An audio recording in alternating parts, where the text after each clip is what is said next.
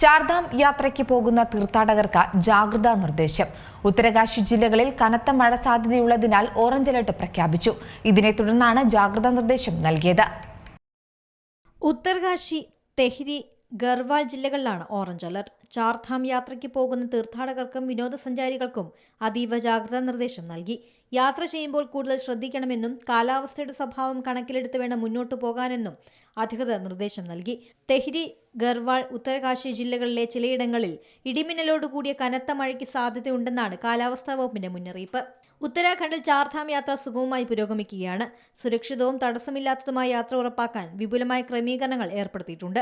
യാത്രാ റൂട്ടുകളിലും പ്രധാന തീർത്ഥാടന വിനോദസഞ്ചാര കേന്ദ്രങ്ങളിലും കുടിവെള്ളം, ടോയ്ലറ്റുകൾ, ആരോഗ്യ സേവനങ്ങൾ, ശുചിത്വം, പാർക്കിംഗ്, ഗതാഗത നിയന്ത്രണം തുടങ്ങിയ സൗകര്യങ്ങൾ ശക്തിപ്പെടുത്തി.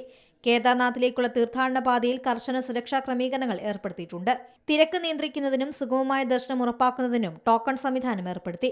ഇന്ത്യയിലെ ഏറ്റവും പ്രധാനപ്പെട്ട തീർത്ഥാടനങ്ങളിലൊന്നായ ചാർധാം യാത്രയ്ക്ക് ഏപ്രിൽ 19-നാണ് ഔദ്യോഗികമായി തുടക്കമായത്. National desk, Zee Malayalam news. ഏറ്റവും പുതിയ വാർത്തകളും വിശേഷങ്ങളും വിരൽത്തുമ്പിലറിയാൻ സീ മലയാളം ന്യൂസ് എല്ലാ ഡിജിറ്റൽ പ്ലാറ്റ്ഫോമുകളിലും ലഭ്യം.